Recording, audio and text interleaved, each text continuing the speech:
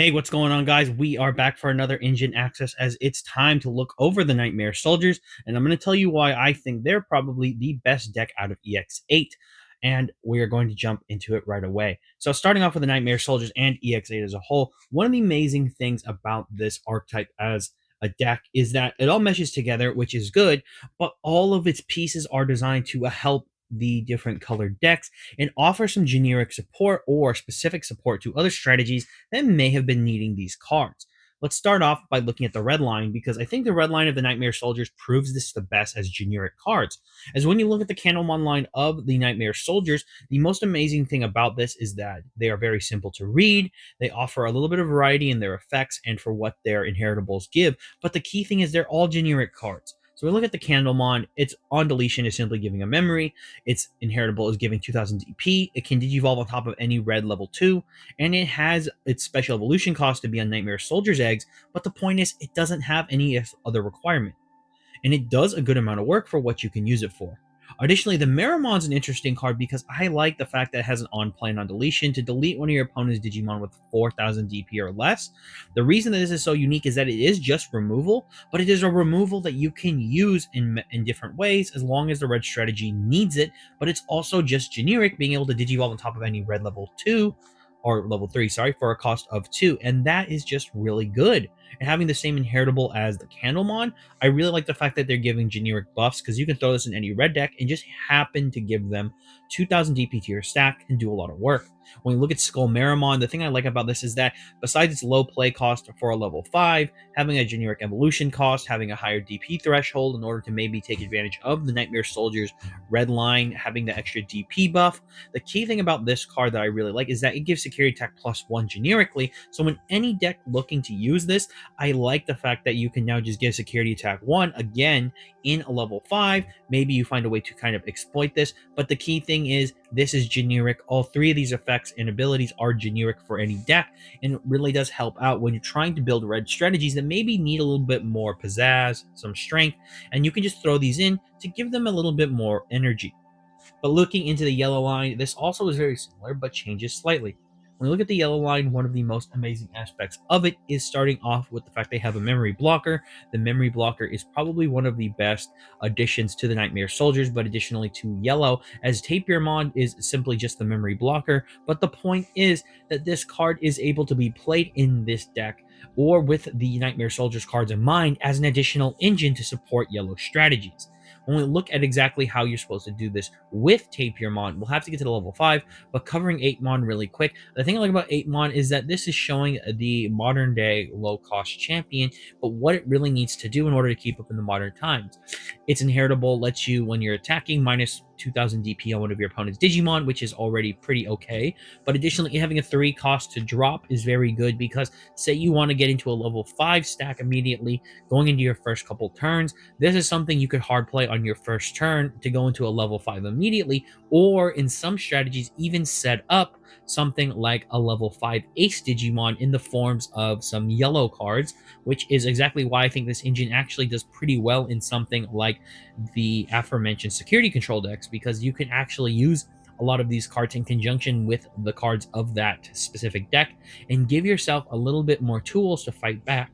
When we look at Mammothmon here, this one is more for just generic yellow support in terms of bringing out the Nightmare Soldiers cards from your hand. But the most important thing you have to look at here is that's on deletion, gives security attack -1, and when attacking inheritable, gives -4000 DP. So any level 6 that has a stack with both Mammothmon and 8mon is giving -6k, which is extremely good. But the key thing is if they have any debuff effects themselves, you're really going to be putting in a lot of work with these two cards. But the whole point is the yellow line right here is absolutely phenomenal for what it does, and it is very good. And we will get into one of the most very important factors of the Nightmare Soldiers in a second.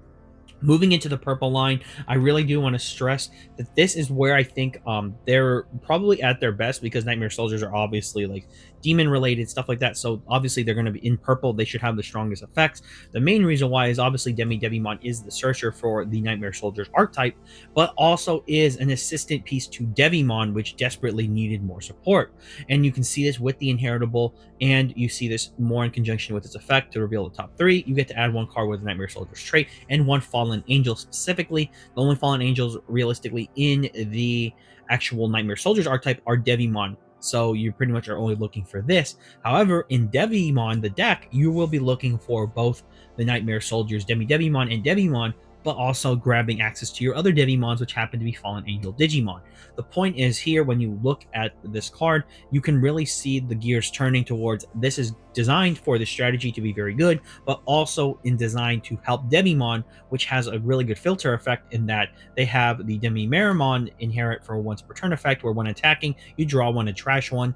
This is just designed to probably set up that trash a bit quicker, so you can get Don Devimon online. Additionally, Devimon itself from the set has an effect designed more so for supporting Devimon, where on playing when Digivolving by trashing one card in your hand, your opponent Digimon gets on deletion, you trash one card in their hand, so that's pretty good, and it lasts until the end of their turn, so there are different effects you can do. Additionally, it has the same inherent as Devimon, and you can clearly tell that this is meant for filtering because it's more established in purple for the Nightmare Soldiers deck. However, when you're looking at it in Devimon's perspective, you actually have two very good cards to allow you to draw one, trash one. We look at Myotismon before we get into the top end here.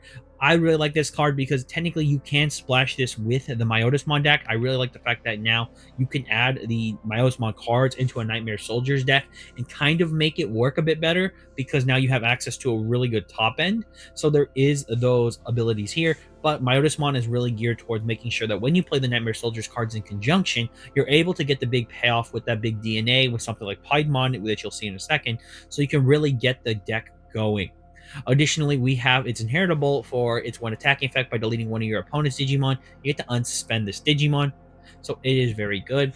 There is one card I did leave out of the video before I get into the top end, that being the Pumpkinmon of the Nightmare Soldiers archetype, which is a DNA Digivolving card. That card is also extremely good. The only reason I didn't feature it here is that this card's really only good for, I think, its last effect, which is going into its recovery +1 effect because it is a purple yellow. Otherwise, the card is okay. It's not bad. But you maybe wouldn't splash it outside of decks that can DNA for yellow and purple. And even in those decks, you probably aren't going to be making this. So that is kind of the reason I omitted it. But like I said, it's still a good card nonetheless. When we look at the top end, this is where the Nightmare Soldiers deck is really showing that it's designed for multiple archetypes and also designed for itself. When we look at the top end of the Nightmare Soldier, starting off with Callusmon, this card is absolutely great, but it's more so great for what it will offer in the future. Now, Callusmon right now is a card that I think is dipped in price because most decks are not going to run this right now. However, its association with the Dark Animal typing, it being a Nightmare Soldier, it having a DNA evolution condition, I do think that this card is set up really well to be a more of a powerhouse card in the future. Just for right now, it's not going to see much play, but being able to suspend one of your opponent's Digimon or Tamers and then being able to bounce one of their suspended Tamers or Digimon to the bottom of the deck, I really like this effect because it is just straight removal, and a deck like this definitely needs it. But additionally, for decks that want to use the Nightmare Soldiers cards, this card is just pretty solid. But additionally, if you're using it in an out-of-engine deck, having that base removal is really good, and it's your turn effect to allow it with multiple colors in its sources to go ahead and gain Piercing as a carry attack +1, and that extra DP really does make this card a hard hitter as long as you can pull it off. Moving into the final two cards of this archetype, before I get into the titular card of the Nightmare Soldiers, we have Piedmon Ace, which I've talked about a lot on this channel, so I won't be covering it too much right now. But the point is, Piedmon Ace is an absolutely fantastic card. You can slot it into a lot of decks that have purple or yellow tops. But more importantly, if you're going to splash the Nightmare Soldiers into your deck in some capacity, this is a card you want to keep at the top of your strategy for that purpose of being able to blast Digivolve into it to reduce that 2000 DP 4 times, being able to reduce 8k, but also being able to, if you're playing more Nightmare Soldiers Digimon, able to play them out from the trash really does allow you to kind of spend them. Like I said, Security Control is one of the first decks I thought that could actually use this card really well if they wanted to. And the main reason for that is that if you slot in the Tapirmon from this set and run like maybe one or two Piedmon Aces, the fact that you want to do with this is that you can blast Digivolve on top of your Ace Digimon you may already have, or any level 5 that you happen to have that's yellow or purple that's in the battle area, blast into this thing and bring the memory blocker back out. So the main focus of that is that your opponent now will have to deal with probably losing their Digimon in that battle because Piedmon Ace reduces their DP by 8,000, but then bringing back a memory blocker just makes it a lot harder for them to win the game. And security control, the deck's already annoying, so pretty much that is why I would tell you to run it. But Piedmon Ace is fantastic. I think it'll only get better as more decks come out and you can kind of use its blast evolution for different purple-yellow shenanigans, so do keep that in mind. Finally, Bolt Boutomon is here as the last card to cover in terms of the Digimon because of how powerful the card is. I think people are undervaluing the card for right now. I don't think that the card is at its full potential right now, so it makes sense that it's so cheap. But this card is absolutely fantastic for so many decks because it just gives a very good level 7 top end that is budget friendly to so many strategies that, like I said, it keeps making Digimon better because I can still recommend a lot of these decks to people or cards because they're not super breaking the bank, but they actually serve a very important role. So specifically for Bolt Boutomon, the reason it's so important is that a lot of decks can use this card in different ways. I think a few strategies that can already use it are in its DNA evolution conditions. So Purple Green is one that's probably going to be coming up soon because we see this with Calismon, but we don't see this with some other decks yet. So Titamon is for something I'm thinking will in the future. But what I see is with the Black Yellow line, this is another top end for something like the Black Yellow Shakuamon deck that maybe wants to have more aggressive removal, because I do know that some decks that use Partition, they really want to get into something like the aforementioned, what's it called right now? Chaosmon, right? They want to get into Chaosmon because it's Partition, but I do think the better option is to take your level 6 yellow blacks and yellows to really go ahead and DNA into this, because this will digivolve. It will be able to reduce a lot of the DP for 6,000, so it's pretty solid. But additionally, you're able to play back Nightmare Soldier straight Digimon in that specific version. You're not able to play too many, but if you want to tech in some cards like the aforementioned why is my mind blanking here? If you want to tech in stuff like Mammothmon, maybe, and even the yellow line into a black yellow deck, you could probably make it work. But the point is, he's able to bring him out. He digivolves. He is the whole truck, and you could hit someone really hard with this card because maybe they're not expecting it. But yeah, also its ability to DNA on top of Piedmon and Myotismon specifically is a cool thing that in the future, if they make specific support that kind of gels with each other, you can go ahead and use it. And also, we do know eventually we'll get more Survive support. So Bolt Boutomon featured pretty prominently in Survive as one of the antagonist bosses. So you may want to look out for that in the future. But finally, going off into the last card I want to talk about, we have Nightmare Soldiers. Now, the interesting thing about this card is that I don't think it's actually that good in other decks. In the Nightmare Soldiers deck, this is something you're going to want to play because of the scapegoat ability being given out to the level 4 and higher Digimon. So you maybe want to look at it that way. Additionally, when this card is checked, you can play level 5 or lower Nightmare Soldiers cards from your hand. So this is a good security effect.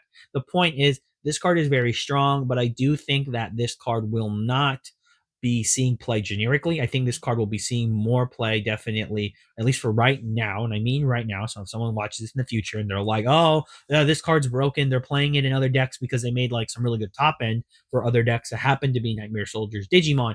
The point I'm trying to get across here is that for right now, this card is okay. It gets the job done. And pretty much it works for the Nightmare Soldiers. But that's all I've got for you guys today. This has been the Engine Access focusing on the Nightmare Soldiers, and I do hope you enjoy it. And let me know down below if you're thinking about splashing them as an engine. This has been Brad from the Ed Army signing off, and for all of you out there, to sign on.